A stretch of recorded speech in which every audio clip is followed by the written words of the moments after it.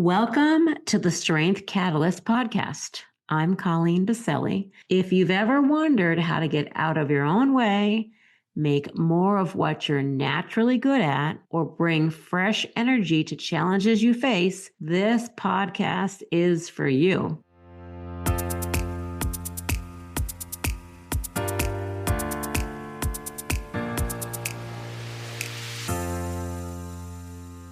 Today, I'm joined by Natalie Small.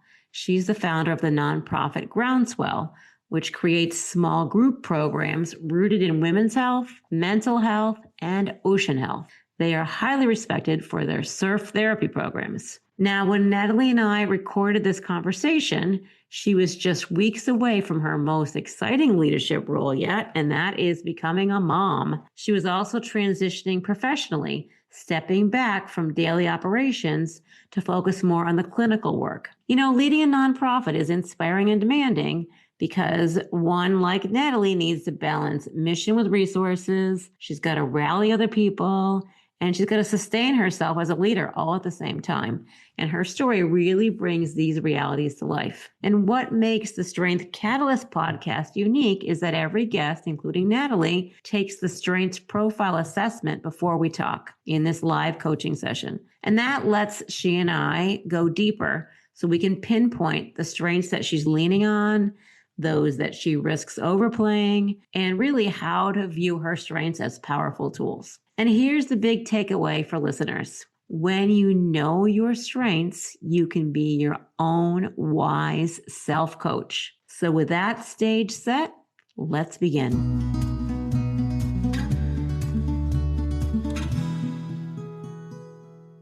All right. Well, hello, everyone, and welcome to the Strength Catalyst. I'm your host, Colleen Baselli. I'm an executive coach and really a strength strategist, and I've got more than 20 years of experience helping both individuals and teams fully tap into their most energizing strengths so that they can grow with intention and lead with real, genuine authenticity. And I think that's really important. And I'm really excited about today's guest, Natalie Small. Natalie, it's such an honor to have you here, not just because of what you do, but also because of your passion, your courage, your dedication, your resilience, your thoughtfulness. And I say those words slowly because those are some of the words used to describe your leadership style by one of your colleagues. Just so beautiful. And we're really eager to learn about the healing benefits of the surf therapy model, as well as how and where it's practiced by your nonprofit Groundswell. But to help us get grounded, no pun intended, and to get us started today, can you tell us a bit about the work you're doing with Groundswell? Yeah, thank you so much for having me. And it's kind of a bit of like a whoa experience, even being here and getting a chance to look at like strength-based leadership and the executive role, because I would have never imagined that this is what I would be doing. And it's been so many different rivers that have led to this place. And I think if you had asked me 15 years ago when I was beginning this journey, I would have never, even in my wildest dreams, imagined that I'd be handing over a role of executive director for a nonprofit that I founded and starting up a group clinic and creating a curriculum and modality that's practiced around the world globally and training clinicians in this modality. So it's a bit of like a whoa. I think one of the things that's been kind of like a consistent guide and reminder for me is the imagery of the dragonfly, and how a dragonfly is this like little larvae creature in the water that's just like doing its thing and living its water life. And then at some point its cellular being just knows like now's the time for transformation. And all of a sudden it breaches above the waterline and grows wings and flies and is an air creature. And I feel like that has been a lot of my experience in my own process of leaning into leadership. And then also as I'm working with individuals and mentoring them and finding their own leadership. And like you mentioned, I'm a marriage and family therapist. And so all of my background and schooling and training has been in clinical work around somatic therapy, ecotherapy, expressive arts therapy, and trauma-informed therapy. And through that, I've gotten a chance to practice and train people all over the world, from the Philippines to Mexico, Peru, Scotland, all over the US. It's one of my favorite things, is to get a chance to bring clinicians together and non-clinicians and see how can we like really tap into our innate knowings and ways of being in our body and nature and the arts to create a safer and braver space for healing. And so it's been definitely like a collective effort to have created what is now today Groundswell Community Project and the Groundswell Surf Therapy model. Fantastic. I love the use of metaphors that you have as you were explaining your background, and that makes me think a little bit about the conversation we had before we got started recording and talking about a couple of your strengths. And one of them that you highlighted to me was narrator, and you do a beautiful job of explaining your background and the purpose of what you're doing, and the metaphors just sort of bring it to life. So thank you already for sharing that narrator strength. All right. So before we started the recording, I asked you what you were hoping to receive from this. And among the things that we talked about, that you mentioned, was your interest in really exploring sort of the intersection of the right brain creative space. And I see on your strengths report that you've got a number of creative strengths. But also sort of holding the important things that the people who follow your leadership need in order for them to be able to do their work well. Is there anything you want to add to that as sort of goals for our coaching conversation today? I mean, yeah, I feel like it's been that balance, like in all different sections of my life, of knowing how to hold the right brain and the left brain together, the body and the mind together. And really, I think I lean towards the side of collaboration and cohesion, and how can we all work together and really do this in a collaborative mindset and way. So that's definitely been a bit of this like dance of how do I live and navigate and move through the world in a way that is earth-based, that does follow these natural cycles and ways of being and reciprocal relationship building, and also acknowledging like where we're at in the world right now, with things also being a business and there being competition and there being different ways that people are coming at this work. And so it's definitely been this kind of like dancing between two worlds and different ways of being, and figuring out how to hold both of that. All right. Well, so in preparation for this conversation, as I mentioned, and so our listeners know, you took a strengths assessment, and I know you have that report in front of you right now. So as we think about holding both the right brain and the left brain at the same time, just being sensitive to the world in which you compete in some ways. As you look at your strengths, and particularly looking at the strengths that you see on your report that are realized, the strengths that you get energy from, that you perform well, that you are able to use quite frequently, and you take a look at the list in front of you of the unrealized strengths you have, which are the strengths you have that you perform well and get energy from, and maybe you're using a little bit less. Are there any that sort of jump out at you as sort of low-hanging fruit that might be critically important, or at least interesting to explore as tools for holding the left brain, right brain as carefully as you want to? Yeah, I mean, I think as I'm looking at them, like legacy, innovation, creativity, connector, change agent, drive, adventure. Adventure is something that has like definitely spurred this work, because it is that ability to like be on the edge and not afraid of change or challenge. I think the legacy one's interesting, with just acknowledging like all of the work that has come before me that's allowed me to do what I'm doing today, like all the different mentors, Shakti Rising, First Aid Arts, even different books that I've read, like Braiding Sweetgrass and The Body Keeps the Score. Like there's so many different people and cultures, even from like when I lived in Peru, and so much that I learned from the people and the culture there that have helped create what is now.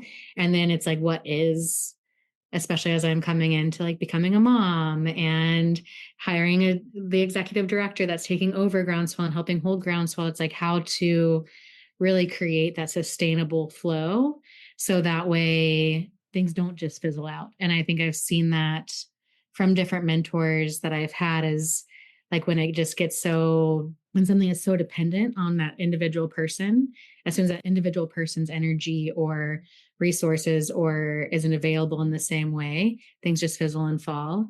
And so really wanting to see like what is that legacy that can continue going and growing, and how to, I think that's where the left brain comes in, is like how to really root it and ground it.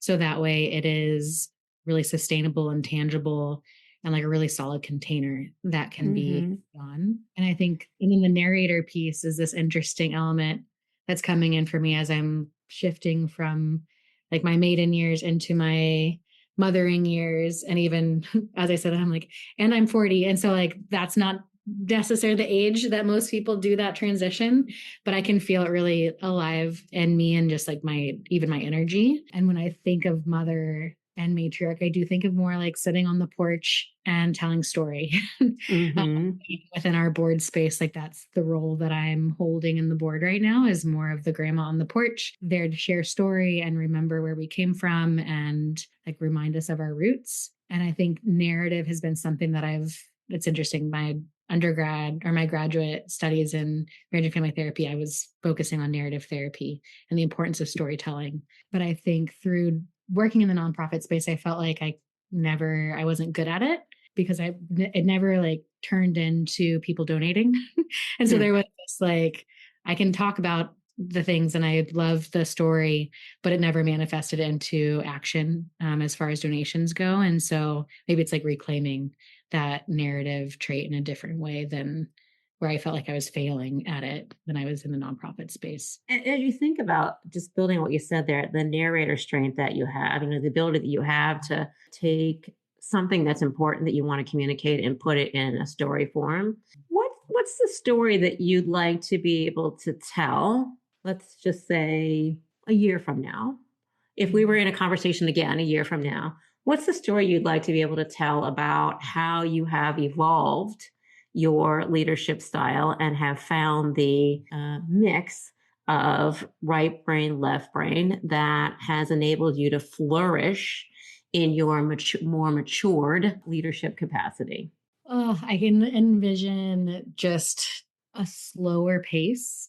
I think in the beginning years of starting Groundswell and running it, everything was so fast and felt like I was just like on the rapid heading towards the ocean, and it was just taking me and I was going with it and saying yes to so many things, and just very like opportunistic, I guess, of just like whatever's coming in, let's do it, versus being very like solid and with discernment. For moving forward, I would love to like really lean into my discernment more, into my intuition more, feel more like feet grounded and moving at a slower, more consistent flow versus the water splashing all over the place.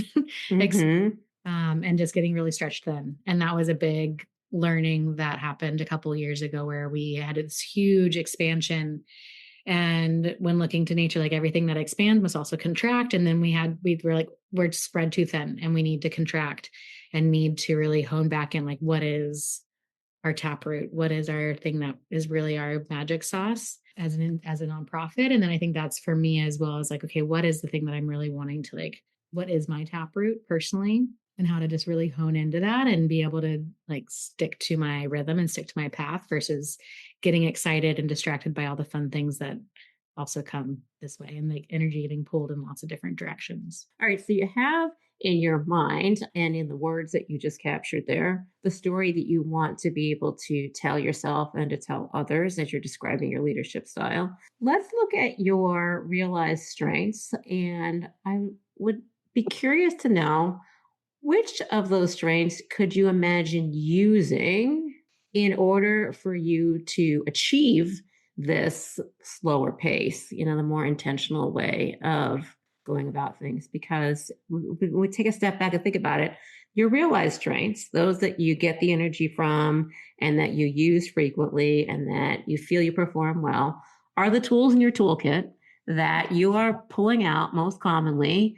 They come to you easily. They're kind of even your common sense. We even take our realized strengths sometimes for granted, but because they give us energy and we perform them well, they are most commonly the best tools in our toolkit, at least as it relates to trying to achieve some new things. So that's the first place I always point people is like, let's take a look at your tools. So I'm looking at your list and I see a few things there, but I'm really curious to know what jumps out at you as a couple of strengths perhaps that you could use individually or in combination to come up with the methods to get to this slower pace, wisdom like way of leading. I think the first one that pops up for me is the change agent.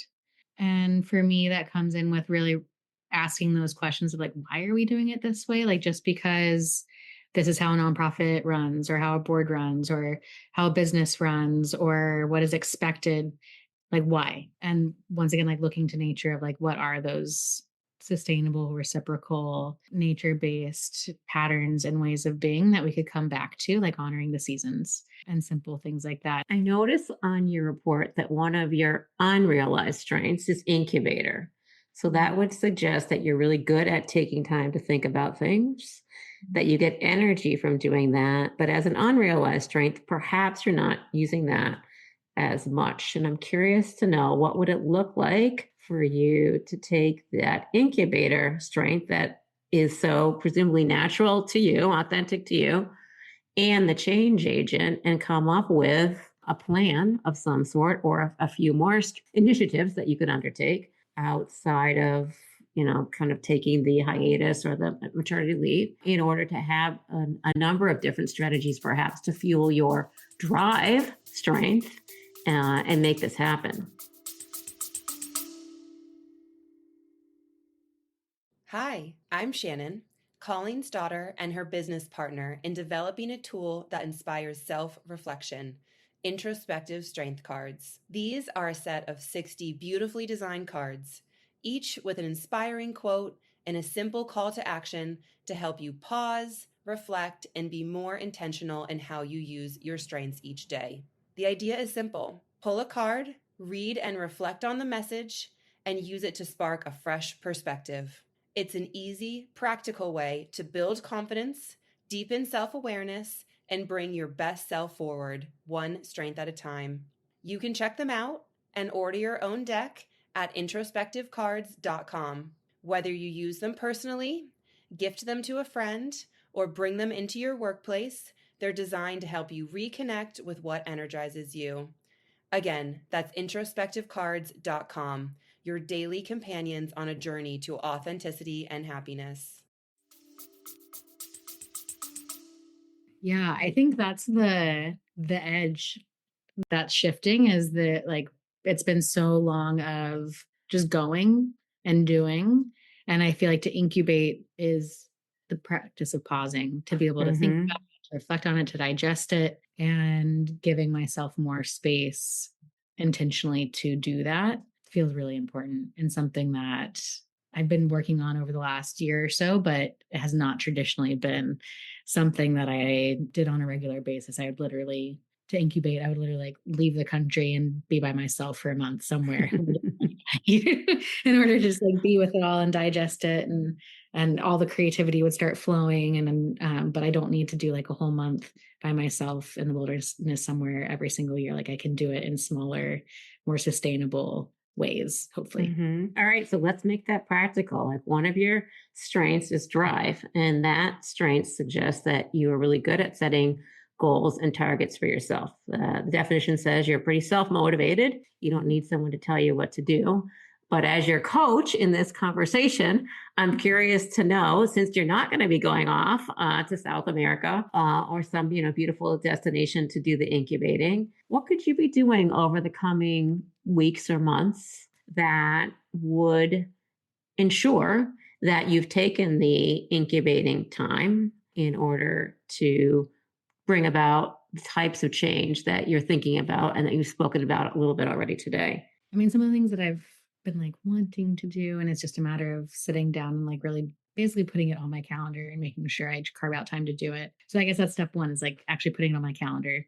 So if I don't put it on my calendar, then it's easy to just fill up all the spaces. But really taking time to solo time. I know solo time is where I get my opportunity to feel my creativity and to ground and to just be with all the thoughts and feelings. And so there's a native plant garden right across the street from my house. And I can very easily walk over there and just be with my journal or my watercolors or just myself for 45 minutes, an hour, at least once a week. That should be very easy to do. But I have not done that. I was in the rhythm with it for a bit and then I got out of the rhythm. And so it's just kind of recognizing how important that is for me. And then I used to have a really good or consistent like full moon practice where it was like my evening for myself where I would do reflection and spend time outdoors and and with some different practices. And since being pregnant, I got out of that rhythm because I don't have my menstrual cycle anymore. And so like that was all timed up. And so it reminded me. And now I'm like, oh yeah, the moon.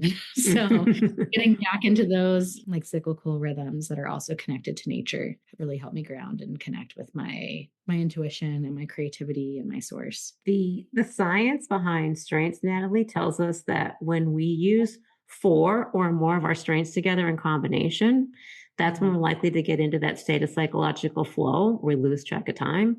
So I give that sort of 4 plus idea to you as a strategy, perhaps as a way to increase the likelihood that you will walk across the street to the garden, or you will look at the full moon, which I think is coming up in the next couple of days. Coming up. And Right. Yeah, exactly. So we've already identified change agent as perhaps one of the strengths that would come into play in this sort of thinking time that you're going to create. And I noticed, as I mentioned before, drive, like setting a goal, perhaps as you just said there, I'm going to do it for 45 minutes and I'm going to think about the change. So as you look across your other strengths, could you pick 2 more that you could imagine between your realized and unrealized strengths that you could use that increase the likelihood that you would step across the street or go wherever you want to go and set aside that time to think? I mean, probably the persistence one kind of makes sense with just being persistent and consistent with it. And the narrator one could be really sweet just to start writing more. I'm in my PhD program and I'm supposed to be writing every day anyway, but have like we had summer vacation and then I'm taking a leave of absence because I'm giving birth 2 weeks before our school starts. And so just getting into the rhythm of like being with story as part of that could be really sweet of just getting in writing the thoughts, writing the stories, and starting to put it all down on paper. And I think that loops back into legacy of like not letting these things be forgotten that I've experienced and learned and getting them on tangible paper. And what might stand in the way of you doing that tomorrow, the next day, in the foreseeable future? What would get in the way? Probably just myself. What do you mean by that? Just the to-do list of like, oh, but I should be doing this, or I could be being productive doing this. So just reframing that time as productive time. I think that's like my enculturation of what productivity is that starts kicking in of like, but no, you need to be productive and that's not productive. And so, yeah, it's really just me that's in the way. So why is this productive? Like, why are we even talking about this? Help me understand the relative value or importance of the productivity, kind of getting stuff off your to-do list and this more leader-like way of thinking and behaving. I come from a very doing family. And so like sitting on the couch or just sitting and chilling in general wasn't something that we ever did. We were always doing things, accomplishing things. And that was being like productive and engaged in life. And if you were sitting, you were being lazy and not getting anything done, you should get up and go get something done. A lot of practice around letting that stuff go and leaning into how taking time in nature to be still, to write and to listen and observe is very productive. And again, I assume very important, that you are running a nonprofit and you're a role model. People are looking to you, not only to get the stuff done, but also to set the vision and to provide a leadership style that is engaging and motivating and enables them to know how to show up so that they are the most productive versions of themselves. Maybe something else to think about. One of my favorite authors, I don't know if you ever heard of Arthur Brooks, the behavioral scientist.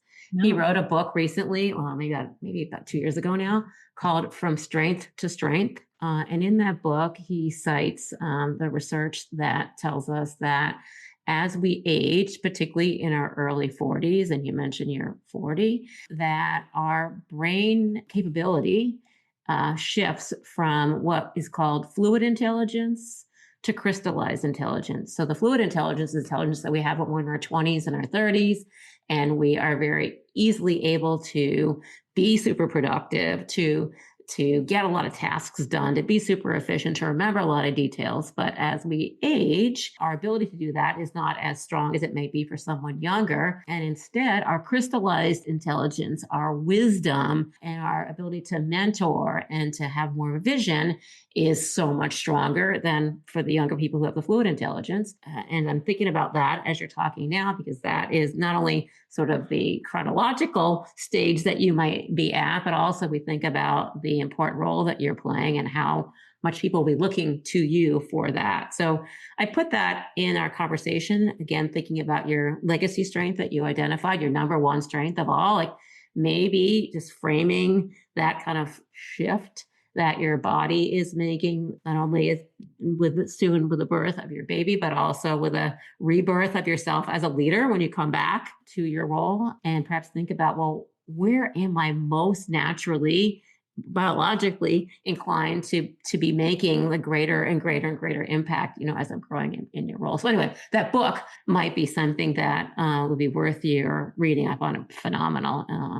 Yeah, super. Phenomenally helpful. Yeah, I definitely have felt that. Like, I used to be able to multitask like no one's business. And with even like from getting pregnant, I'm like, multitasking is not a thing anymore. Take my time. I just got to be super focused. And I like, as soon as I start trying to multitask, like it all goes out the window. But as you said before, right, it's part of the way you were raised. And so that part of your measurement of your own value or success or energy comes from checking things off the list and getting things done. So it's probably not going to be the thing where you'll be able to turn that off right away. So, in this sort of space of shifting from fluid to crystallized intelligence, from the old Natalie to the new Natalie, or whatever, however we define it, maybe there's a way to take that to-do list orientation that you have and make it work for you. For example, what if you were to take your goal of putting more thought into the kind of leader you want to be and managing your right brain, left brain, and you broke that down into 10 steps, like 10 things on your to-do list.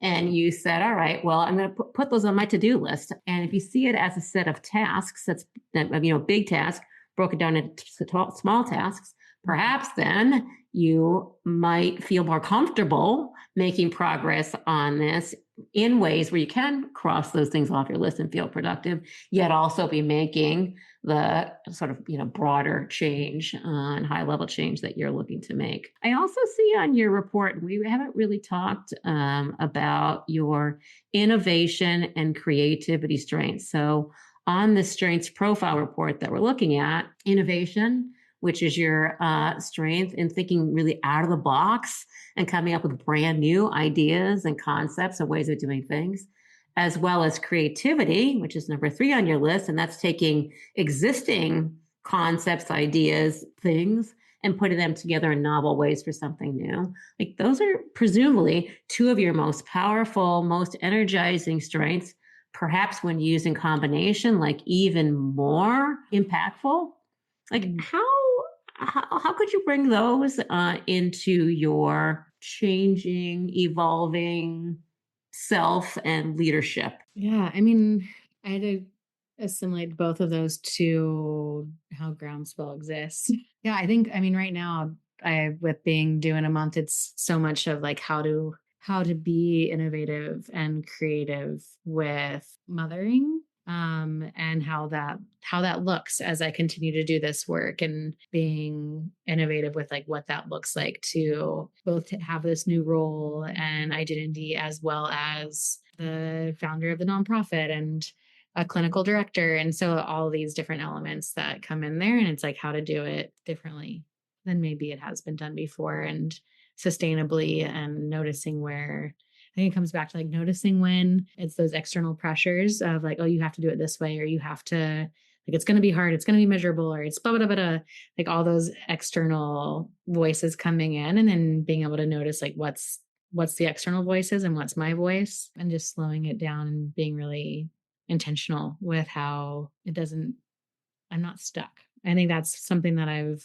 always noticed in myself. If I feel stuck, like put in a box or stuck, then I start feeling very claustrophobic and need to get out. And so knowing that, like, okay, just because I'm stepping into motherhood, it doesn't mean I'm stuck in a specific way of doing it. And that I can really lean into like my own creativity and innovation of how that looks and what that can be. I notice on your strengths profile report that adherence to rules, guidelines, procedures, sort of those stuck things, that adherence strength sits down in your weakness list, something that you don't particularly feel you're good at, as like by evidence by what you're saying there.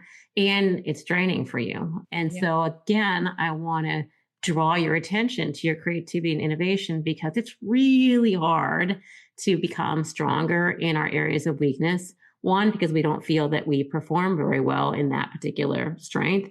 And secondly, it's genuinely not energizing for us. And so try as we may to create these procedures or follow these rules or kind of do it the way most people do, your likelihood of sustaining that is probably pretty slim.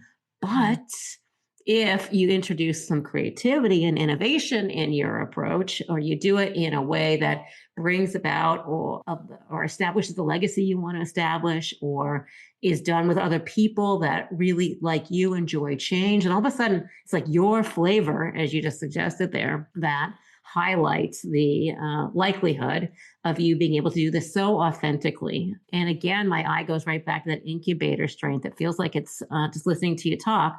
That is something that's really helpful. That and the narrator, kind of what are the words I'm putting around this thing that's helping the change you want to make feel so authentic to you, and then higher likelihood of being able to be delivered. Yeah, I even think of like, I love cooking and I don't follow recipes.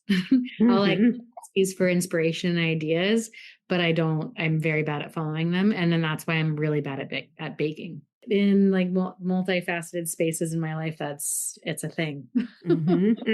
Yeah, it totally makes sense. All right. Well, as you think over the conversation we've had over the last 30, 40 minutes, what sticks with you as something that perhaps from a strengths perspective that you are thinking about differently or want to do differently that will enable you to take advantage of your authentic strengths in a even more intentional, energized way? I mean, I think really just recognizing the importance of cultivating the space for innovation and creativity to flow, and how that is actually like true productivity for me, is having those spaces to pause and be with what is, so that way it does flow and create, remembering how important that is, and that I need to have that be an integrated part of my life versus the go, go, go, do, do, do, do, do, and then dipping out in order to tap back into that. But how can I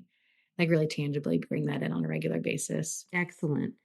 And as you think about the strengths that you have, or the strengths that are on that longer list of the report you're looking at there, I'm curious to know, what do you think are the greatest strengths of Groundswell? The greatest strengths of Groundswell. I mean, I really see Groundswell as a connector.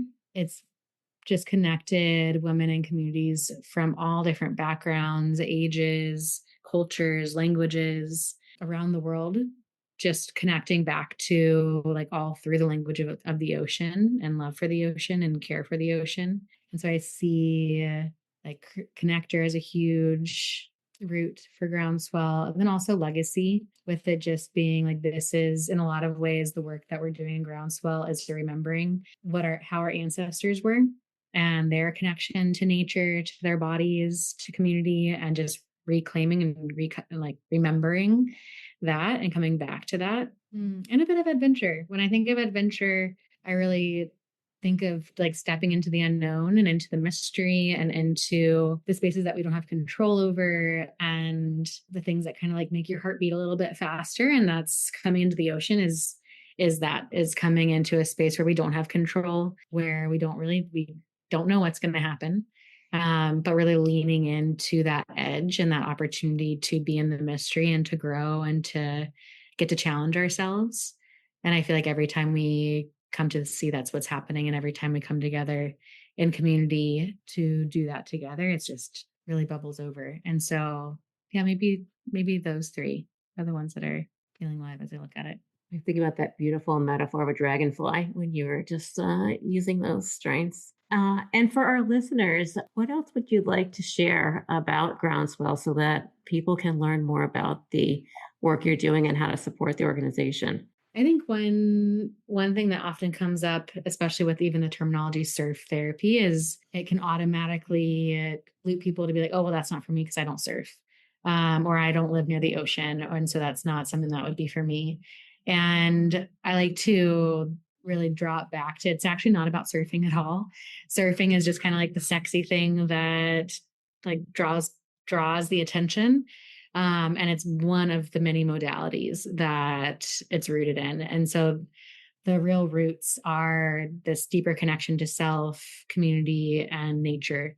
And ocean is the natural environment that we're connecting to in Groundswell. But whether you live by the sea or don't live by the sea, have swum in the sea before, have never swum in the sea before, it really doesn't matter, because we're all nature, and we're all connected to the ocean through even just like the first 9 months of being in the amniotic fluid of the womb, and that being salt water. And so our cells have this memory of being held in salt water, and coming back to the ocean is really just a coming back to self and getting a chance to reclaim that and really do that deep healing and belonging and like tapping into your power. And so basically it's not really about surf therapy. It's about so much more. And my hope is that, I guess like my big dreams is that at some point Groundswell won't need to exist anymore, because this will just be our way of being together, our way of being connected to our bodies and our body's wisdom, our way of being connected to community and being in community together, and our way of being connected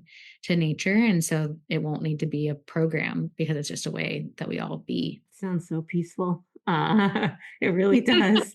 And you have such a beautiful command of language. And I appreciate not only you participating in this podcast and hopefully helping other people feel motivated to learn more about their strengths, but also it's been so enjoyable just to the romance of the way that you describe the way that you feel and the reason that you do what you do is, I don't know, just beautiful. So thank you so much for sharing with all of us. And I wish you many beautiful days as a mother. And I am eager to support you anytime I can in the future, thinking about your leadership style or any way that you want to use your strengths so that you and everyone that benefits from Groundswell has the opportunity to get the best of you as the leader. So thank you very much, Natalie. Thank you, Colleen. Thank you, listeners. I hope my conversation with Natalie Small gave you some practical ways to think about your own strengths